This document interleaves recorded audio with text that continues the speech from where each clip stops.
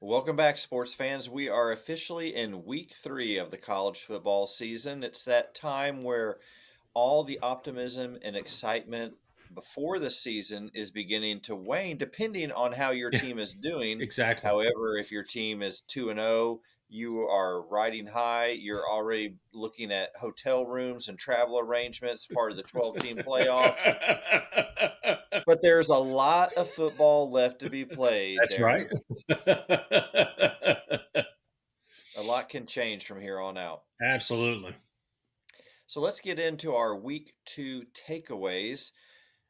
And Darren, what was your first one from this past weekend? Well, I am. I'll start with the obvious. How's that? I might still want to talk about Vanderbilt just a little bit because there is a lot of football still left to be played. That being said, this particular Vanderbilt team, and yes, I do understand that last week's game was against Alcorn State. That being said, it is only the second time in 10 years that a Vanderbilt team has recorded a win while scoring 50 plus points. Only the second time in 10 years that has happened. Clark Lee, and these two stats, I usually like to verify everything, but I read these. I think one was ESPN and one was somewhere else. And I just didn't have time to go through the 100-year history. So I'm just going to have to believe that they verified their stats. But Clark Lee is the first coach in school history to start 3 consecutive seasons 2-0, and the first coach in Vanderbilt history to start 3 seasons with home opening wins. Now, obviously, his first season didn't start with a home opening win because that was East Tennessee State. Oops. But we're doing better. We've started 2-0. And Diego Pavia, who is the single most popular person in Middle Tennessee right now, without a shadow of a doubt, is number 6 in all of the SEC in rushing yardage so far. So, yes, I do understand that game 2 was against Alcorn State. That being said, Vanderbilt is 2-0, and 2-0. Last year they started 2-0, and the Alabama A&M game was ugly. It was thankful to get out with a win against Alabama and A&M, and it didn't feel that way this year against Alcorn State. So Mm-hmm. I think it's a much more positive 2-0, and there are a whole lot of us Vanderbilt folks very excited. So for right now, that has to be my first takeaway. How about Speaking of you? fans who are riding the wave of hopeful expectations with a 2-0 record, hey, I got to give you props, Darren. Clark Lee has won more home openers than Brian Kelly has at LSU. I'm going to hold on to that stat. Let me correct that. That's a little I didn't say that correctly. Season openers. Season Yeah. openers, not home openers. So good things for Vanderbilt. Looks like they're going to go 3-0. They very well could be undefeated heading into SEC play. Unfortunately, SEC play starts with Missouri, who we'll talk about a little bit. You might want to have a different game when you're riding a 3-0 streak. That being said, it's going to be a fun game either way to walk into SEC play 3-0. My first takeaway from this past weekend revolves around defense, and particularly 2 defenses that I feel really played incredible ball games. The first one is the Tennessee defense. Boy, that defensive line is absolutely tenacious. Mm-hmm. They took on the 24th ranked North Carolina State Wolfpack, held them to a total of 10 points, 10 first downs, 143 total yards, 104 passing yards, 39 rushing yards. I believe my math is correct. But I tell you what, the inability to do math did for me. I started dating my college math tutor and wound up marrying her. So not knowing math worked out for you. That's Worked out very well. Tennessee forced 3 fumbles, 1 interception, a pick six by safety Will Brooks, 3 sacks. Absolute dominant performance. And Josh Heupel was quick to point that out in his press conference about why it's important that why defense is important at Tennessee and the tradition that they have of great defensive players. of course, Reggie Bush is Reggie White. Reggie White. I'm just making all kinds of mistakes today. Speaking of Reggie Bush, did you see that new Nissan Heisman House commercial? Oh, this weekend I have not. I don't think I saw It's any this weekend. I fast forwarded through a lot. it's brilliant, brilliant. Really? He's asking Jaden Daniels what he missed. That's fantastic. I'll have to watch that one. My apologies to the incomparable Reggie White. Absolutely. The Certainly Minister of one of Defense. the greatest to ever play the game. Absolutely. Tennessee, Green Bay, incredible career, Reggie White. Tennessee is honoring that legacy though so far in how they are playing.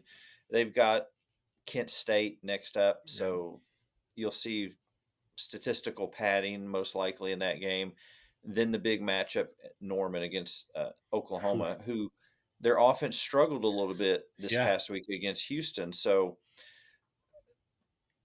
lot riding on that game. It's going to be Yep. interesting to see where each team is. I think both of them are going to be undefeated going into that Yep. game. So it was announced I think today that it's a primetime game. Awesome. The second defense that impressed me this past weekend was the South Carolina defense. I thought for sure Kentucky was going to win this game, top to bottom. Looked like they had the better team. Mark Stoops at home. There's been a little bit of tension between he and Shane Beamer. South Carolina struggled against Old Dominion, but they just came in and laid it on the Wildcats. They forced 4 Kentucky fumbles. They registered 4.5 sacks. They held Kentucky to 44 yards passing, 2 interceptions, including 1 pick six. The performance was absolutely dominant, particularly the defensive line of South Carolina as they humbled Kentucky basically what they Yeah. did. Absolutely. So Tennessee, South Carolina are the 2 defenses that really stood out to me, and that was my first takeaway from this past week. How about your second takeaway, Darren? Well, let me say this. I felt like quite the prognosticator because last week when we picked our games and I said I was picking Kentucky, my exact reason for picking Kentucky was how good the Kentucky offensive line was and how poor the South Carolina defensive line had played. So brilliant on my part, really. That was. I felt quite dumb watching that game unfold. my The danger of making Yeah, picks that's right. That's and exactly right. announcing those picks to bunches of people. And putting them on tape to stay. That didn't show age at all, did it? Putting them on tape, but Pe- anyway, People remember what you said. that's right. My second takeaway, I'm actually just going to add to your first, and I'm going to add one more defense because another defense that has stood out to me so far this year is the Missouri defense. There's been so much conversation about that Missouri offense, what they're going to look like with Brady Cook coming back, with the 2 receivers coming back, just offense, and then there was on top of that the concern of having Blake Baker leave after what was a good defensive year, and okay, what's that going to look like? And having Corey Batoon come in now. I know and understand that this has not been against Tennessee and Georgia. I understand it when I say that, but that being said, they're pitching innings of shutout football. They have had 8 quarters, not innings. Sorry, they have had 8 consecutive quarters of not allowing a score. They're only allowing 127 yards per game. They're only allowing a 19% third down conversion, and they're averaging 5.5 tackles for loss per game. That is, like we've talked about, when you play these games where you should dominate, you want to see your team dominate. That's what I think, that's the strength test of these games, is can you dominate like you're supposed to? And so far this Missouri defense has done exactly that. And with all of the changeover and all the concern that was talked about with this defense during the off season, I think it's important to note that they are sitting right there in that top tier of conference defenses so far to start out the year. So, an impressive, looks to be right now an impressive D coordinator hired by our boy Drink. Missouri is looking good. They have a challenge this week with Yeah. Boston College. Bill O'Brien has the Eagles believing in themselves. So we'll see how they do Yep. going down to Missouri. I'm going to be very careful about the names I use as I share my second takeaway because I've already messed up two names. So I've got one strike left to go Yeah, back to your that's innings metaphor. right. I'm going to speak a little slower. My second takeaway is Auburn. Mm, What is going on with Hugh Freeze's team? An embarrassing loss to Cal. You compare the athletics budgets, there is no comparison. Auburn's facilities are better, their players are better on paper. You could argue their coaches right down the line. But what happened Saturday is astounding. mhm, How did Cal go in there and pull that off? You look at the Auburn offensive statistics so far for this year. They're averaging 149 rushing yards a game, 308 passing yards a game. However, they're -7 in turnover margin. 5 fumbles already in 2 games, 3 of those lost. On Saturday, their quarterback Peyton Thorne had 165 yards passing, 1 touchdown. He also had 4 interceptions. A really bad outing for him. mhm. Questions about quarterback play at Auburn, questions about Hugh Freeze's offense, and something is not gelling there. And I haven't put Yeah, my finger on it yet to figure out what it is that's not gelling. I think there are some issues in Auburn right now. Will Hugh Freeze work those out? His track record says he will.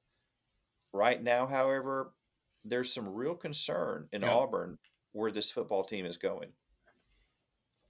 I think those are all really great points, and I think you're echoing what the Auburn faithful are probably yelling from the mountaintops right now. That's a great take. My Would this be my third takeaway? Yeah, my third takeaway. I am going to basically, well, not the exact same question, but I need to ask Kentucky fans a question. What is going on, and what are you going to do with Mark Stoops? Because this is his 12th year. He's done some incredible things in those previous 11 years. Two 10-win seasons, 8 consecutive bowl games. I think, if I'm not mistaken, he's at 500 in bowls. So he's 4-4 in those bowl games. He's won more games, more conference games at or more games total. I'm sorry, at Kentucky than Paul Bear Bryant. And anytime we talked about it when it happened, it does not matter what the record is. If you can say this thing that Paul Bear Bryant did, I've done more. It's a beautiful thing as a coach. There is no disputing that. However, there seems to be some trouble in next step because, yes, all of those things that we just talked about are true. But if you look at his winning, how he has won in the SEC, he does not have a winning record in the conference. As a matter of fact, against Tennessee, Georgia, and Alabama, which is your top tier that you're going to measure yourself against, his record is 3-24. On the converse side of that, his record against Vanderbilt, Missouri, and South Carolina, and I say this with love as a Vanderbilt fan, is 20-13. It is the only 3 teams combined in the conference that he has a winning record against. So I think where you are, Kentucky fans, is Mark Stoops has elevated the program. He has gotten you to a place where you are consistently a 6-7 win team. You sneak into an 8 or a 9 or a 10 win season from time to time. You plan on postseason play every year. You're going to a bowl game, with exception, obviously. There have been a couple of down years in there, but for the most part, you've kind of set up camp in that middle tier of the conference. So when I say Kentucky fans, what are you going to do with Mark Stoops? I think that really is the question. Are you good with where you currently are? Or do you think it's worth, if this season goes the way of the South Carolina game instead of the Southern Mississippi game, is this a time when you kind of look elsewhere and go, okay, who can help us elevate to that next level if Mark Stoops can't? And are you willing to take that risk? As a Vanderbilt fan, if you ask me, if you hire this guy for the next 12 years, you'll go to 8 bowl games, have more winning seasons than you don't, but you won't ever make it to the playoffs during that 12 to 15-year period. Yeah, I'm probably taking it. So, Kentucky fans, if this season goes the way Saturday seems to indicate, what's next? What are you going to do with Mark Stoops? Those are some great points, Darren. What I heard from what you shared is that it really depends on expectations. Exactly. What are your expectations as a Kentucky football fan? That Hmm. will determine how satisfied you are with Mark Stoops. No one is happy when your team gets blown out at home 31-6, Exactly. regardless of what your expectations are: playoffs, no playoffs, playing for national championships or not, 8-win seasons. No one is happy with a No. blowout at home like that. The real question it revolves around expectations. Yeah. In this season of NIL, if Stoops is raising the bar on expectations, if he's going to big money folks and saying we need to really we really need to build up our NIL collective and to get Hmm. more the players that we need here in order to reach that next level. When people start putting forth large amounts of money and there's little return on their investment, Right. that creates a situation which more than one coach has been terminated from that position over the years. Absolutely. I think if Kentucky's expectations are 8-win seasons, maybe a 9-win season, a nice bowl game, every once in a while sneak into the 12-team playoff, Right. I think Mark Stoops can retire there and they'll probably build a statue of him. If the Absolutely. expectations are we want 10-win seasons, we want to be in the Hmm. in the 12-team playoff every year, we want to be in the national championship conversation. That's a whole game changer, Darren, and I think you brought that out very well in your point. Great job All right. of bringing that out. Thank you. My third takeaway is the Texas quarterback, Quinn Ewers. Put him in the Heisman conversation. Statistically, he's up there with everybody. Colorado State, 52-0. Colorado State is not going to be a playoff team. They typically have a middle of the road team year in and Mhm. year out. So that was by no means that's not a bottom feeder. But yet 74.1 completion percentage, 20 out of 27, 260 yards. You look at his 184.2 passing rate. You look at what he did against 10th ranked Michigan. One of the things we learned from that game, Darren, is that Michigan was probably overrated. Absolutely. But that's the national media trying to put people in certain positions, and that's why we play the game, because the polls can only be trusted up to a point. We played the game. Texas went in there and destroyed Michigan. Ewers 24 of 36 for 246 yards, 66.7 completion percentage, 3 touchdown passes, no interceptions, 151.6 passing rate, 89.6 QBR. That was a tough place to play. And Yeah. Ewers, the guy comes across unflappable. I remember thinking last year in Tuscaloosa how he handled himself. Hmm. Hmm. This guy, he has reached a point where he can go into hostile environments and it doesn't seem to phase him at all. And that's a level that few players can get to, especially at the quarterback position where there's such a big spotlight and so much pressure.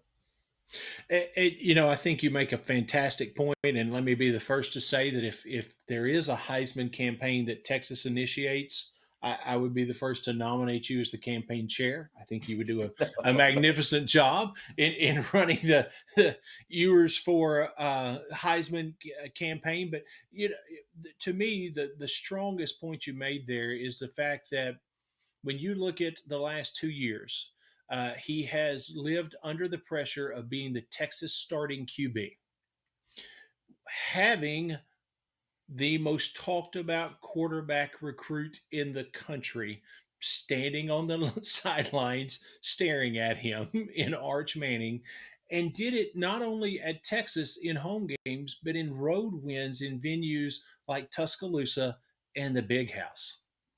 It's that's a great point. Some very, very impressive stuff.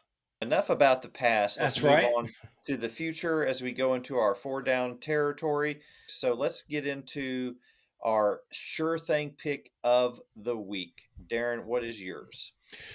My sure thing to pick, to talk as much as I have about Missouri's offense and Missouri's defense, I'm going to go with them. I think they are going to handle Boston College no matter how much they are believing right now.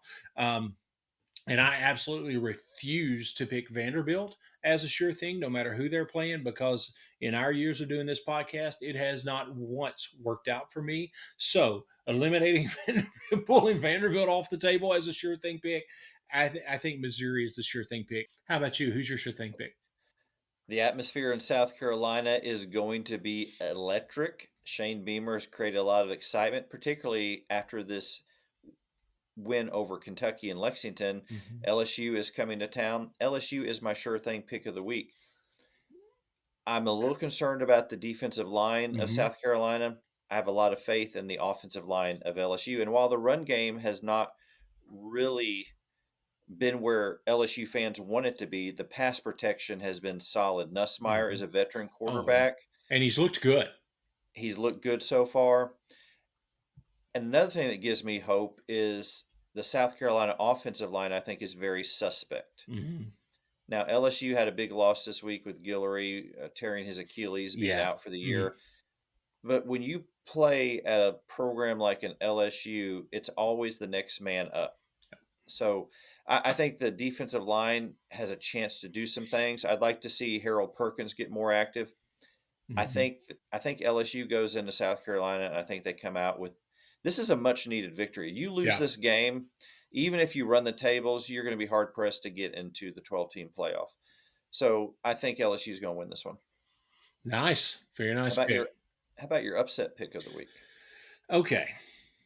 Let me say in advance, this is one of those picks that I'll either look like a picking genius that should be selling, doing that, selling them my picks on YouTube or whatever, or it will feel like a replication of last Saturday when I'm watching Kentucky be destroyed after I talked about how good their offensive line was. This is going to sound crazy, but hear my logic. I am going to pick as my upset pick New Mexico over Auburn. Now, I know that Auburn is a 28-point favorite. Hear me out. Hear me out. You done lost your mind. 2 points. Auburn is a 28-point favorite. So is Notre Dame. Ouch. And if you look back at last season, Auburn does not do well against teams from New Mexico when things aren't going well in their season. Diego Pavia and the New Mexico State Aggies last year. So I'm just saying it's a possibility. That's all I'm throwing out. I'll just leave it at that. Didn't didn't your wife tell you to stay out of your father-in-law's moonshine? I'm not listening. That's all. It's good. I mean, what can I do? Really, New Mexico. I, I, there's some solid logic behind it. That's all I'm saying. That's all. when you said there's a chance, there's a possibility, I immediately went back to the Dumb and Dumber movie. So you're saying there's a chance. I kept So you're waiting for you to say saying that, I should Darren. have said it. That's on me. So you're saying there's a chance. What was it? Well, 1 in a million? That's my that's definitely a. I one got in to a give it to million. you. That's a gutsy pick. It's going to be a great pick if it works. Yep. How about you? Who's your upstate? I'm gonna go with Florida. A&M is coming to Mm, Gainesville. Elko is still shaping the Aggies team into the team he wants them to be. I think they're a very strong team, and I think they're going to get better each week. hmm However, Florida is playing for their lives. Yeah. Napier's job is on the line. You have a home matchup against A&M. hmm It's a winnable matchup. If A&M comes in there and blows out the Gators, I don't know what can help Napier survive this season. If he can rally his team to win and pull off an upset against A&M, I think they're what are they favored by 4.5 or so, Yeah, I think that's right. Yeah, four. I think it's four. or then I think Florida might create some momentum to build off. They're going to be using two quarterbacks this week, and this may be the beginning of the end of Graham Mertz as a starting quarterback at I Florida. think you may be right. So I've Because got the Gators. is it DJ Langley? Is that the correct? Had 400 yards or something like that. It's kind of an impressive start. I mean, no matter who you're playing, that's kind of an impressive freshman appearance, or what is that? A freshman debut? That's the word I was Just looking a little for. bit, just a little Just impressive. just a little. A tad impressive. I've got the Gators pulling off the upset. Let's go into the dreaded brown bag pick, Darren. Who was your brown bag from last week? Kentucky fans are going to think I'm picking on them, and I promise I'm not. Even though, You are. You are. well, even though because of the old SEC East days, a lot of time the Kentucky Vanderbilt game was a fight for who could get to 6 wins and make it to a bowl. We stood in each other's way for years. That being said, I promise this is not the point. I'm not picking on Kentucky, but my brown bag pick is Mark Stoops for no other reason than summer of 2022, he went out of his way to call out Shane Beamer and make fun of his sunglasses and his, I think, is the swag he felt like he had to sport and his dancing on a video just to get recruits. I'm paraphrasing, but I'm not far off. And the year before that statement, Kentucky beat Shane Beamer, South Carolina Shane Beamer in Shane Beamer's first year pretty soundly. Since that statement was made during the offseason, South Carolina and Shane Beamer are now 3-0 against Mark Stoops in Kentucky, including the ugly loss that we've already talked about this Saturday. So maybe next time, Mark Stoops, just leave people in their sunglasses alone and move on. That's my brown bag pick for the week. How about you? When you keep saying I'm not picking on Kentucky, that just gives more evidence that you are indeed picking on Kentucky. Is it because you can't pick on Tennessee right now with There as is well as they're nothing. playing? There is nothing to say about Tennessee other than I like Nico. That's about all I got.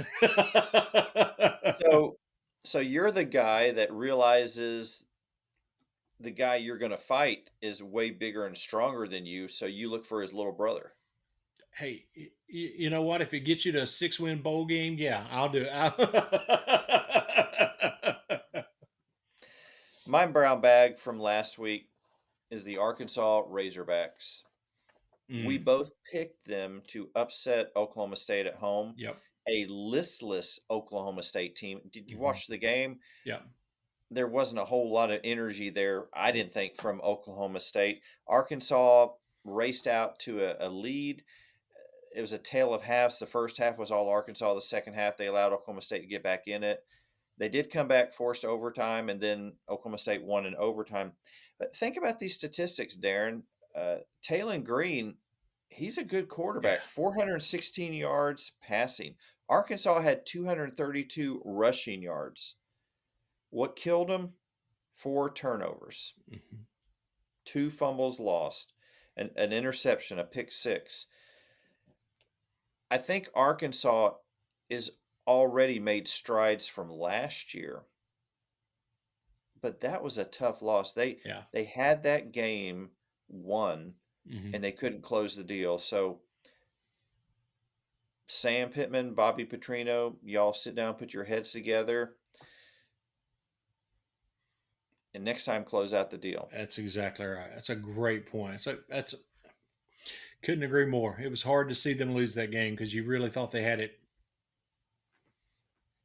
Absolutely. The last part of our 4 down territory is our coach's quote of the week. Darren, I have a feeling that you're taking us to Auburn for this particular segment. I am, and there is not a quote at Auburn. There is a collection of quotes at Auburn, and we'll call this week's edition of the coach's postgame quote the "Hi, my name is Hugh Freeze, and I can't believe we lost this game, and I don't want to talk about it" segment. How's that? I think the video will explain for itself. Let's see what Coach Freeze had to say. Let me add this one preface real quick. This was a 5 minute. We're not showing the whole 5 minutes, but what we're showing was a part of a 5 minute press conference. That was the total length, just over, it's like 5 minutes, 22 seconds, something like that. So let's see how that press conference went with Coach Hugh Freeze. Yeah, I'd have to go back and see. I can't remember that. Well, I'll have to watch the film first before I really say. We struggled to protect him some. So I'd rather watch the film and then talk about it Monday on exactly his play. I couldn't tell. That's why I really want to watch the film. I couldn't tell if the ball was left inside or, again, I'd like to watch the film before I comment too much on it. So it's just a disappointing day for us for sure. And yep, thank you. Now, I might be going out on a limb here, but I think he needed to go back and watch the film before he was really comfortable in talking about much of anything. Am I in left field there, or you think I'm close? That's what I got from his Okay, good. answers. Good. I wonder, do you think when he went into the locker room after the game to talk to the players that he said, "Look, I'm not going to criticize your play today. I want to watch the film first and then get back to you about what I noticed." Go home, get a good night's rest. I'm going to watch the film tonight. We'll talk about it in the morning. I think it was exactly how the post game meeting went with the team. I think you're spot on. It That's a tough position for a coach to Yeah, be in after a disappointing loss, absolutely. having to sit there and answer questions. Coach Freeze handled himself pretty well Mm-hmm. during that. He didn't create a scene, didn't create a meme that someone could make as a result of his actions or the words he used at that press conference. And He's going a back to he's a competitor. He wants to win. Absolutely. And going back to what you said last week about Brian Kelly, he also, if you do watch the entirety of the press conference, he didn't throw anybody under the bus. He accountability stopped with him. We got to do better. We got to plan better. He was willing to say all of that. And this was not an intent to make fun of Hugh Freeze in any way, as much as it is to highlight the beauty of coach speak. That's because you're right. He handled himself well, but you could honestly tell at the end of the day, no matter what the position and how much you get paid, you're still a human. He was horribly disappointed and didn't want to talk about it. And I get it. I completely understand that. Make sure to hit that subscribe button. Stay up to date whenever new episodes come out. Anything that comes out from the show, if you subscribe to the show, you will be notified immediately. New episodes drop every Tuesday. We have bonus episodes, especially during the college football season, that include our picks for each week. Remember, we do have an online pick'em that you can join, and there's information on how to do that in our show notes, just under Darren's pointing down. Take a look down, and you'll find that. We appreciate your support so much. We'll see you next Tuesday. Y'all take care. Have a great week.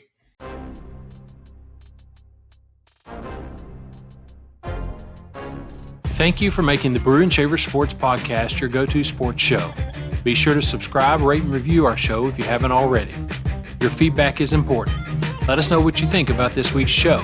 Send an email to brewinchavers@gmail.com or text to our text line 318-390-3599. We look forward to hearing from you. Thank you again for listening to the Brewing Shavers Sports Podcast. See you next week.